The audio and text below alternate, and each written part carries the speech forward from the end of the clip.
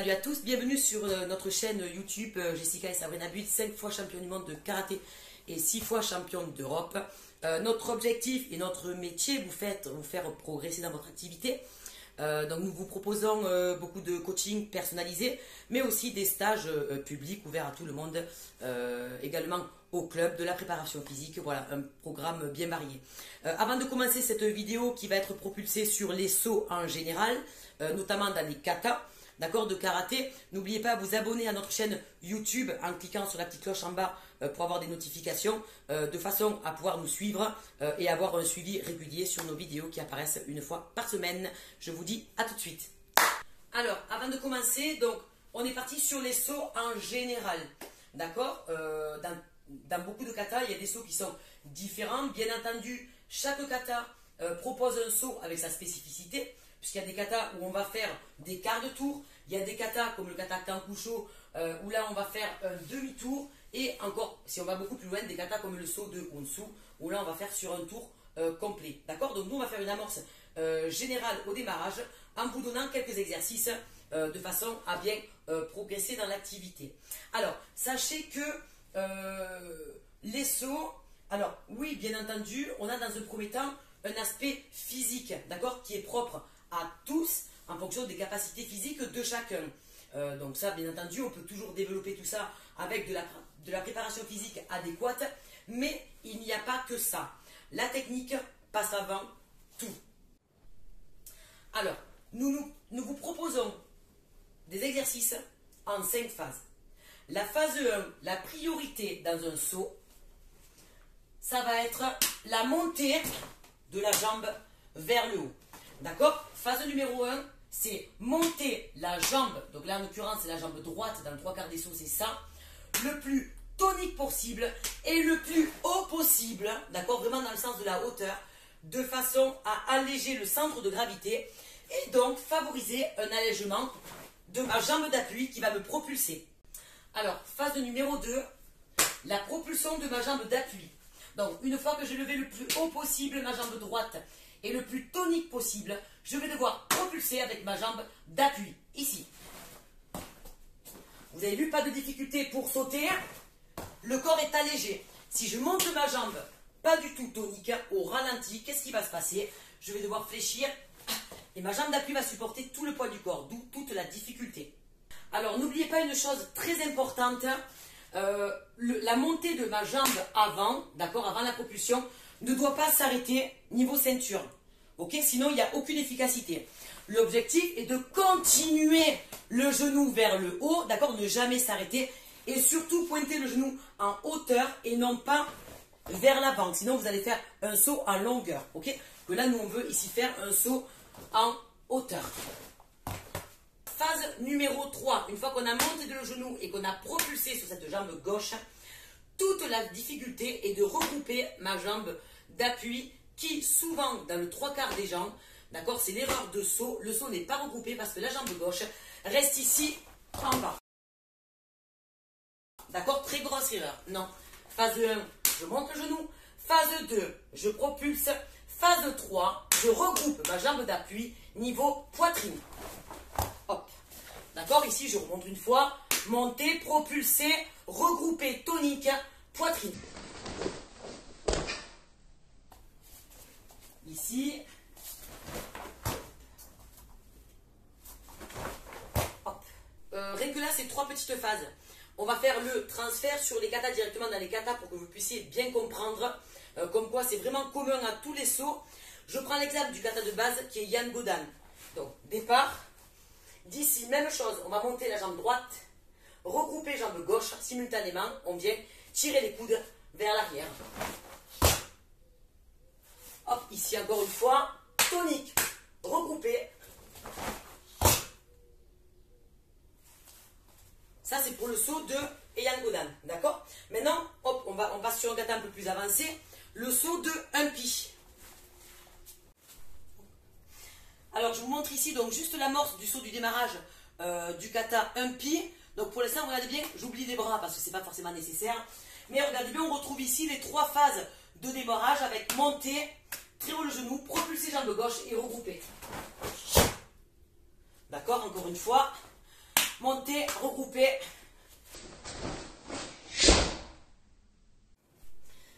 Donc, les trois amorces, les trois mêmes phases pour le kata, Kankusho. Donc attention, là le démarrage est un poil différent puisqu'on part déjà en inclinaison au niveau de mon buste avec la main ici, d'accord? Donc moi j'oublie les bras, c'est pas gênant.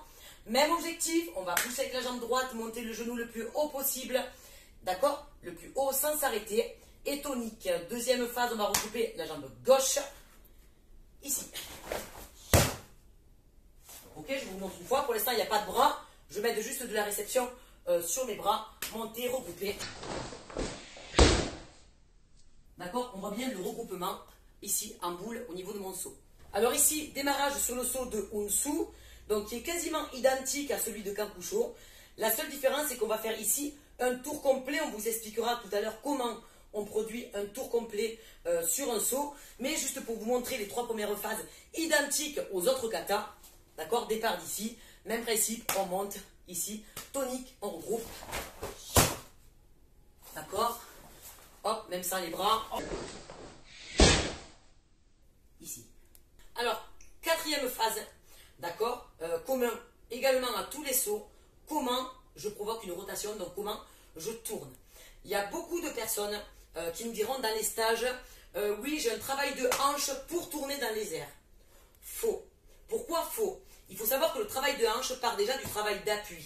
D'accord? On l'a très bien expliqué dans les vidéos précédentes sur le travail des hanches. Si on n'a pas de bon appui au niveau du sol, il ne peut pas y avoir, mécaniquement parlant, de mouvement de hanche. Donc, dans un saut, une fois qu'on a regroupé, qu'on est dans les airs, on ne peut plus mettre de travail de hanche. Donc, vous allez me dire, mais ok, mais comment je fais pour pivoter? Ben, la solution est simple. Je vous montre un exemple.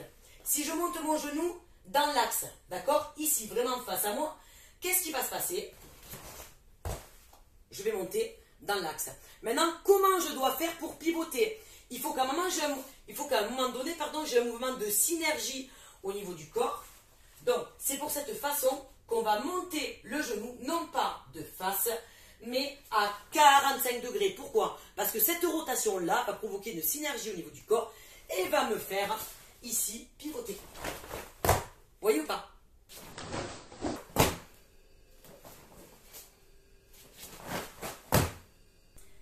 Cinquième phase, l'atterrissage. D'accord? On n'a pas un bon saut.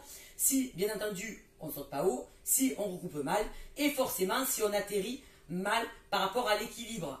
Donc, comment on peut faire une bonne réception au niveau d'un saut? Les appuis. Donc, je m'explique.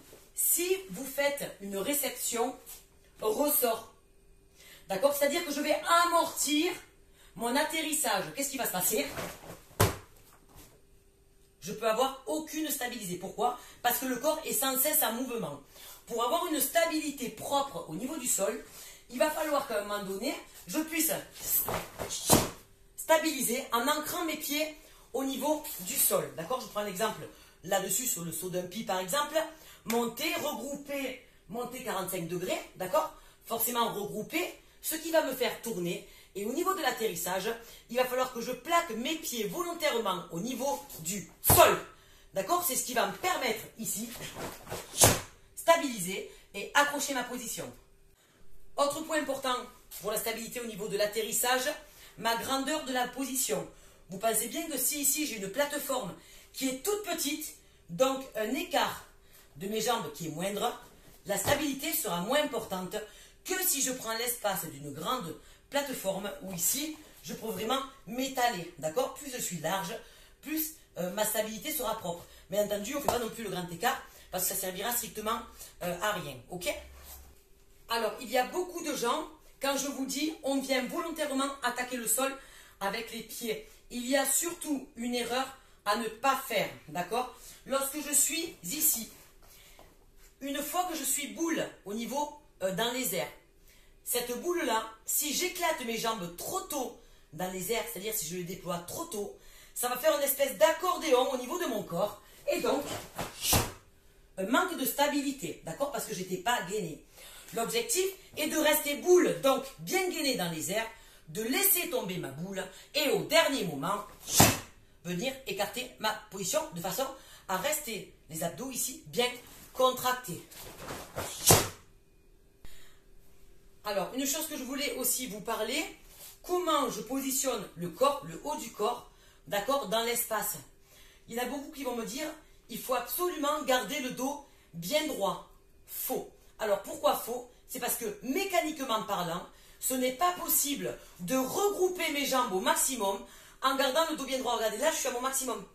Par contre, si je veux monter mon genou beaucoup plus haut, ça va me provoquer une rétroversion du bassin et donc mécaniquement, ça va me faire voûter le corps en avant. D'accord? C'est volontaire. Donc dans n'importe quel saut, on va être obligé à un moment donné, oui, de voûter ici le dos et le buste vers l'avant. Par contre, l'essentiel, au moment de l'atterrissage, si vous gardez ce corps en avant, ce sera la source de déséquilibre. Ça. Donc, je peux faire boule, je suis vers l'avant. Par contre, dès que je réceptionne et que mes pieds touchent le sol, il va falloir que je m'auto-grandisse, d'accord? De façon à stabiliser ma position. Donc ici, si on prend l'exemple de tous les sauts dans quasiment tous les katas, d'accord, à peu près, hein, on ne va pas non plus tous les faire. Donc je pars de la base qui est Yan Godan, le kata de base.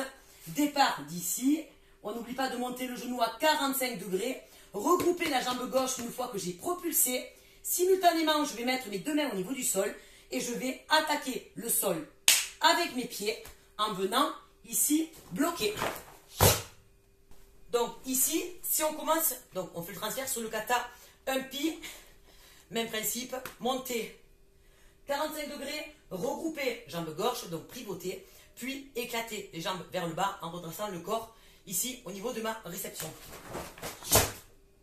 Donc ici on bascule sur le saut de Kankusho où on part légèrement ici en inclinaison de buste. Même principe, objectif monter la jambe droite le plus haut possible à 45 degrés, regrouper ma jambe gauche le plus tonique possible, d'accord, pivoter et réceptionner en éclatant surtout bien large au niveau de ma réception. D'accord, ici. Les bras, vous avez vu mes bras? Ils ne me servent pas à amortir ma réception, sinon je risque de me casser le poignet. En revanche, ils sont là exclusivement pour venir stabiliser ma position, c'est-à-dire que je peux être capable de regrouper et d'atterrir ici que sur mes jambes. Mes bras sont là uniquement pour stabiliser l'arrivée finale. Très important, si vous avez le bas du corps, le pied trop rentré à l'intérieur, la jambe avant, qu'est-ce qui va se passer? Vous allez être dans l'obligation de lever le talon, vous allez avoir un appui sur le koshi, et qui dit un appui sur le koshi dit un manque de stabilité ici.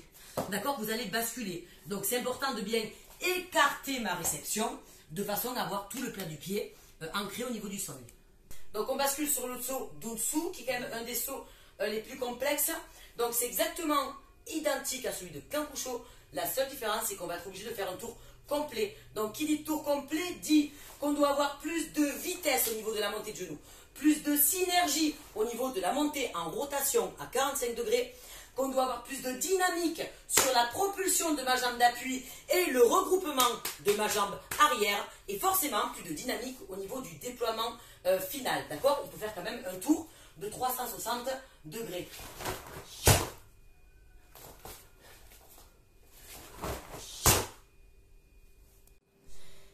C'est la fin de cette vidéo. On espère que ça vous aura plu. Donc voilà, objectif bien entendu, s'entraîner, s'entraîner, s'entraîner, s'entraîner.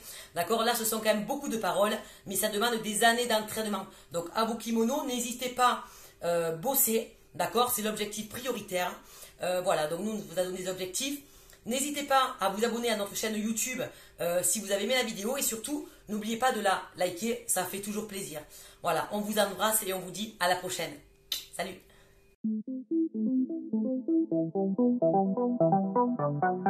Thank you.